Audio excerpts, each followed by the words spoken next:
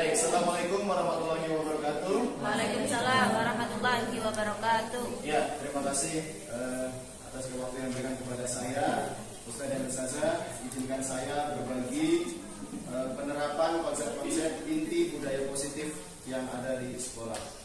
Sebelumnya, saya ucapkan terima kasih kepada Ustaz Adi selaku kepala sekolah.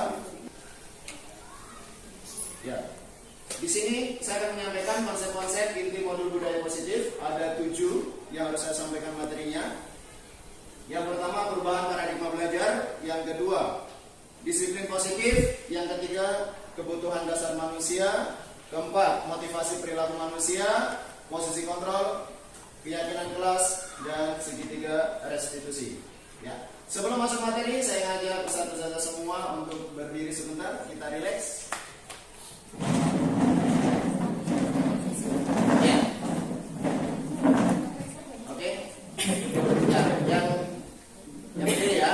Kita akan sedikit kita akan berhitung, dan kita berhitungnya menggunakan kelipatan, ya. Contohnya kelipatan 2. Berarti kita akan berhitung misalkan 1, 2, 3, terus 4. Nah, 4-nya nanti diganti dengan kita pakai boom. Bisa?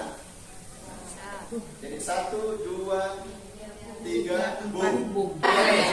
Satu dari Ustaz tadi, 1, 2, 3. 1, 2, 4, 5, boom. 7, 8, boom. 10, 11, boom. Ya, kita akan masuk materi berikutnya. Ya. Di sini ada perubahan paradigma belajar. Ada perbedaan di mana pada zaman kolonial Belanda dan pendidikan paradigma baru.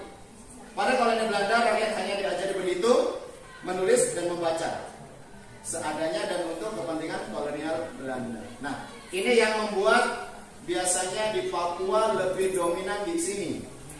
Berhitung, menulis, dan membaca.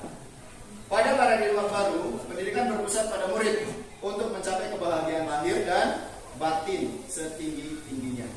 Ya, ini ada perubahan di paradigma belajar. Lanjut. Pendidikan paradigma baru yaitu pembelajaran yang berorientasi pada penguatan kompetensi dan pengembangan karakter yang sesuai dengan nilai-nilai Pancasila. Pembelajaran paradigma baru memastikan praktik pembelajaran yang berpusat pada murid, yang mana setiap murid belajar sesuai dengan kebutuhan dan tahap perkembangannya untuk memberikan profil pelajar Pancasila. Kemudian yang berikut, konsep disiplin dengan identitas sukses. Nah, jadi diubah. Menurut disiplin positif harus dirubah. Yang tadinya ada hukuman, kita rubah ke konsekuensi. Kemudian hadiah itu kita ubah menjadi restitusi. Kita ubah semuanya. Nah, konsekuensi itu bagaimana? Kenapa bisa dikatakan konsekuensi?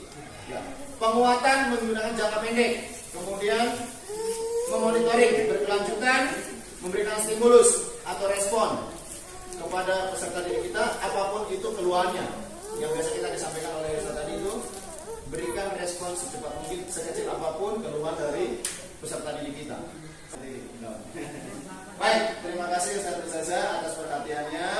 Mudah-mudahan apa yang saya sampaikan bermanfaat bagi diri saya dan bisa berbagi untuk peserta sekalian. Terima kasih. Wassalamualaikum warahmatullahi wabarakatuh. Waalaikumsalam warahmatullahi wabarakatuh. Ya. Sebelum saya kembalikan ke kepala sekolah, ini masih masuk dengan rangkaian kegiatan saya. Saya minta refleksi dari teman-teman.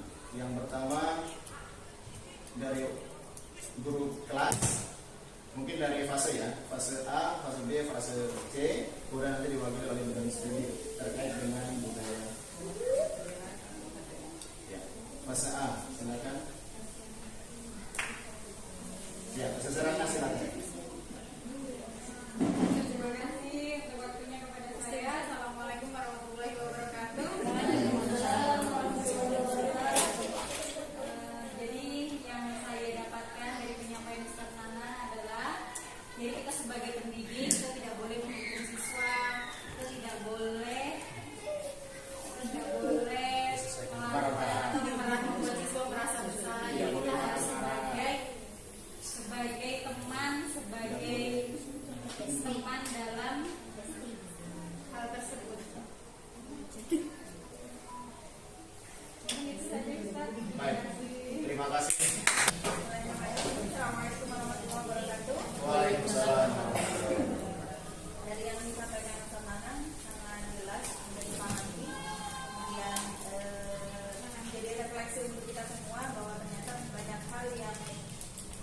dapat kita lakukan ketika kita menjadi guru.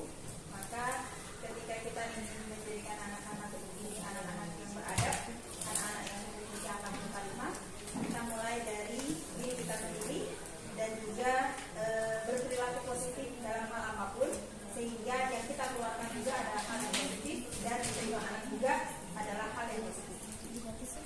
Terima kasih Ustazah.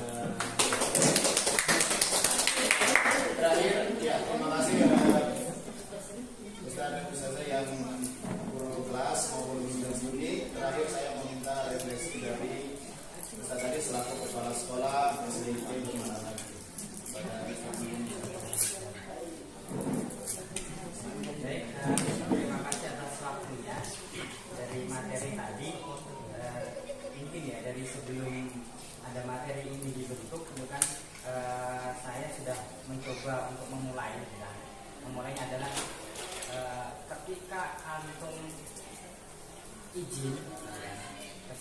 izin, ataupun terlambat dan lain sebagainya, kan saya nggak pernah marah atau pernah marah. Tidak ya. Nah, di situ sebenarnya ketika antum izin itu menginginkan ya ada kesadaran, menimbang ya, apakah perizinan saya ini sangat urgent atau tidak seperti itu.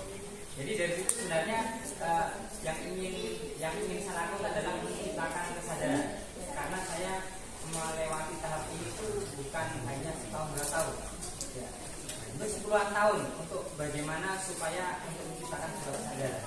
Jadi waktunya cukup lama. Jadi nanti ketika menjadi seorang wali kelas seperti itu ataupun menjadi guru mata pelajaran ketika menghadapi anak-anak, jangan pernah kita langsung mengatakan ini terlalu lama seperti itu. Menciptakan kesadaran anak supaya buang sampah itu masa 6 tahun belum berhasil. Ya kalau untuk memaksakan itu bisa, tapi kalau untuk menyadarkan itu susah. Dan saya melihat dari sini lulusan dari SDIP yang sudah di SMP IT mainan habis minum sambil berdiri, botolnya dibuang, berarti kan kita memang masih belum berhasil seperti itu. Jadi memang menciptakan kesadaran itu cukup lama. Yang dibutuhkan adalah kesabaran. Dan luar biasa kita selalu diingatkan.